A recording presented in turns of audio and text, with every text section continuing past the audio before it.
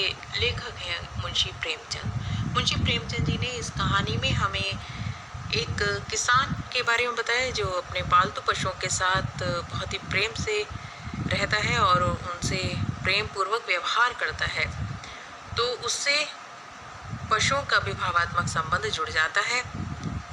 और दूसरा, इस कहानी का एक परोक्ष रूप से यानी इंडायरेक्ट रूप से संदेश यह भी है कि आज़ादी आसानी से नहीं मिलती है, उसके लिए बार बार संघर्ष करना पड़ता है, स्ट्रगल करना पड़ता है।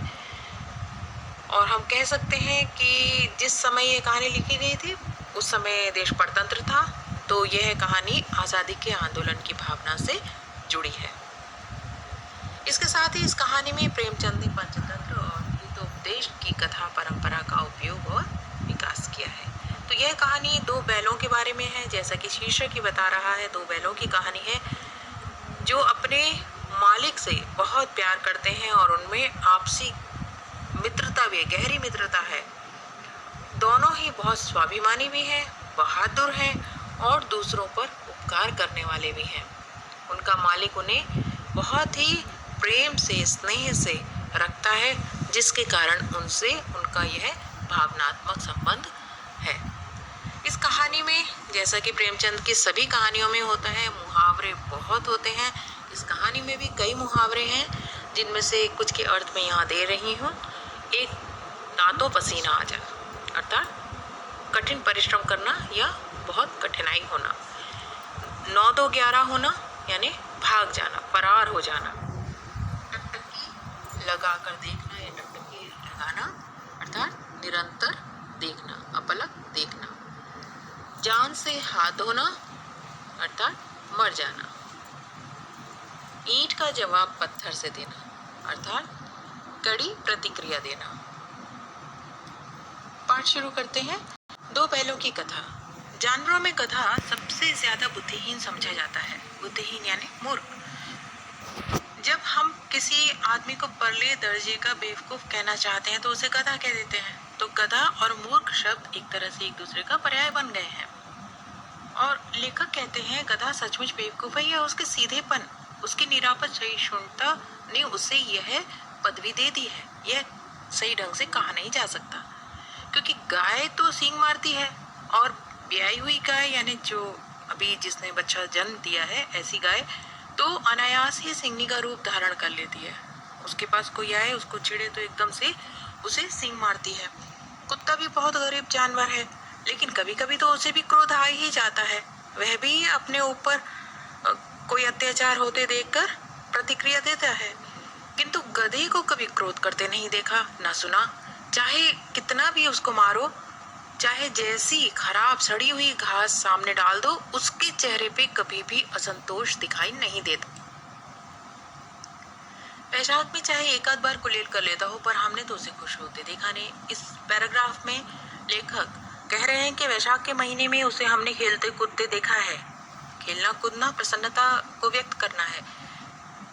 वैशाख का महीना उसके जन्म का महीना भी होता है, इसीलिए संस्कृत में गधे का नाम वैशाख नंदन भी है।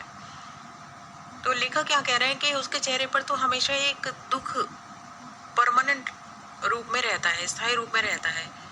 और कैसी भी स्थिति हो जाए, दुख सुख हो, हानि लाभ हो, उस भाव को उन्होंने बदलते नहीं देखा। और कह रहे हैं कि ऋषि मुनियों में जितने गुण होते हैं, वे सभी गुण अपने एक्सट्रीम में, उसकी पराकाष्ठा में इस गधे में पाए जाते हैं। लेकिन इंसान इन सद्गुणों का अनादर करता है। और आगे एक बहुत ही बड़ी बात ये कह रहे हैं कि इस दुनिया में सीधापन संसार के लिए उपयुक्त नहीं है। सीधे लोगों का इस दुनिया में गुजारा नहीं है।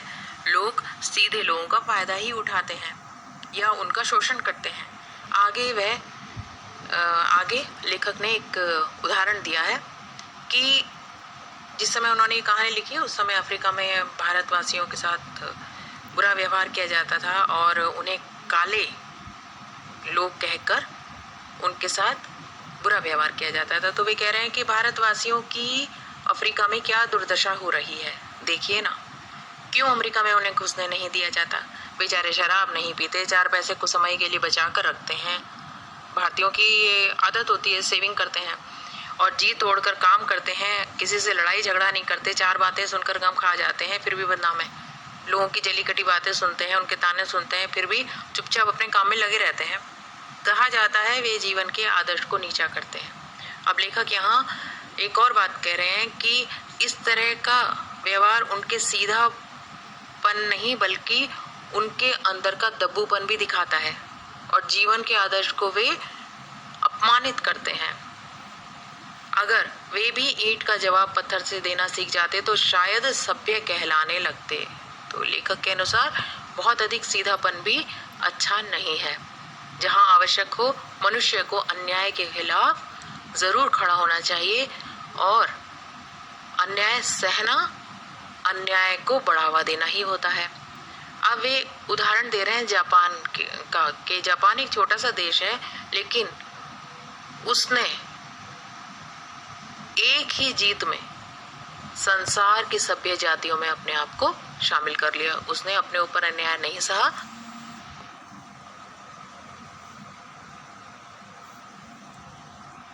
मुंह तोड़ जवाब दिया। अब आगे भी बैल के बारे में बता रहे हैं कि गधा तो सीधा है, लोग उसे मूर्ख कहते हैं, लेकिन गधे के जैसे गुणों वाला एक और है, उसका छोटा भाई, जो कम गधा है। अर्थात जिस अर्थ में लोग गधे को गधा कहते हैं, यानी मूर्खता में या सीधेपन में, उससे थोड़ा कम है, उसका नाम है बैल। और जिस अर्थ में हम गधे का प्रयोग करते हैं, कुछ उसी से मिलते जुलते अर्थ में बछिया के ताऊ का भी प्रयोग करते हैं।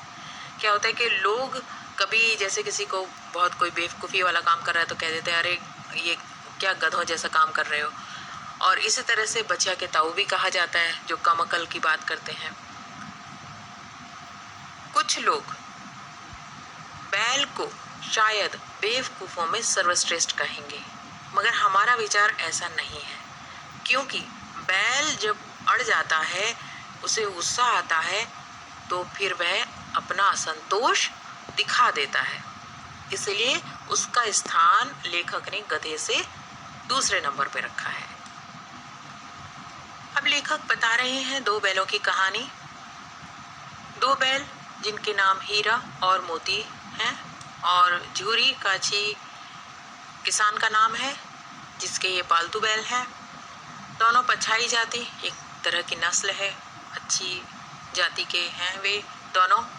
देखने में सुंदर, काम में चौकस, डील में ऊंचे, और बहुत दिनों तक साथ रहते रहते उनमें आपस में भाईचारा हो गया है। दोनों आमने सामने आसपास बैठे हुए एक दूसरे की बात को समझ लेते थे। उनकी मूक भाषा, यानी बोलते कुछ नहीं थे, इंसानों की तरह बोलते समझते नहीं है, लेकिन फिर भी एक दूसरे की बात को, मन की बात को वे समझ लिया करते थे और उसी मूक भाषा में वे विचार विनिमय भी किया करते थे। अब वे एक दूसरे के मन की बात कैसे समझ जाते हैं, लेखक कहते हैं हम नहीं कह सकते, लेकिन अवश्य उनमें कुछ गुप्त शक्ति होगी, क्योंकि कहने सुनने समझने की क्षमता तो सभी प्राणियों में जो सर्वश्रेष्ठ प्राणी माना जाता है, सभी जीवों में सर्वश्रेष्ठ मनुष्य उसी में होती है। लेकिन इन जानवरों में ऐसा कैसे होता है, ये लेखक को भी नहीं समझ में आता, और कहते हैं कोई ऐसी छुपी हुई शक्ति होगी, और उस शक्ति से शायद इंसान वंचित है। दोनों एक दूसरे को चाट कर अब वे कैसे अपना प्रेम प्रकट करते थे, कैसे भाईचारा अपना प्रकट करते थे, एक दूसरे को चाट कर और सूंघ कर, और फिर कभी कभी दोनों सींग भी मिला लिया करते थे विनोद के भाव से। लड़ाई के टाइम पे भी बैल अपने सींगों से लड़ते हैं, लेकिन यहाँ पर सींग मिलाते थे अपने मनोरंजन के लिए, हास्य विनोद के लिए, आत्मीयता के भाव से। जैसे दोस्ती में घनिष्ठता होते ही धौल धप्पा होने लगता है। धौल धप्पा जैसे हाथ से एक दूसरे को मारते हैं, धक्का देते हैं, बात करते हैं, तो वह धौल धप्पा इस तरह से होने लगता है। इसी तरह बहुत अधिक जब कोई क्लोज हो जाता है तो इस तरह से व्यवहार करने लगता है। इसके बिना दोस्ती कुछ कुछ फुसफुस और हल्की सी रहती है, ऐसा लेखक का मानना है, जिस पर ज्यादा विश्वास नहीं किया जा सकता। जिस वक्त ये दोनों बैल हल या गाड़ी में जोत दिए जाते थे, यानी गाड़ी में लगा दिए जाते थे, बुलक कार्ट, बैलगाड़ी वगैरह जो होती है उसमें, तो गर्दन हिला हिला कर चलते। उस वक्त हर एक की यह चेष्टा यानी यह कोशिश रहती कि ज़्यादा से ज़्यादा बोझ मेरी ही गर्दन पर रहे।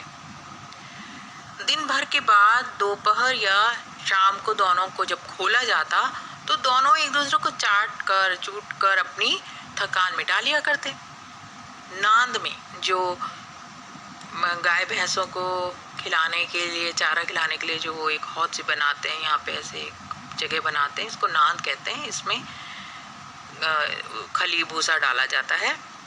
तो जब वो डल जाता है तो दोनों साथ उठते और साथ ही नांद में मुंह डालते और साथ ही बैठते थे। एक मुंह हटा लेता, यानी जब वो मुंह हटा लेता कि हाँ उसका खाना हो गया, तो दूसरा भी हटा लेता था अपना मुंह। संयोग की बात है कि झूरी ने एक बार गोई को ससुराल भेज दिया। अब बैलों को क्या मालूम था कि वे क्यों भेजे जा रहे हैं।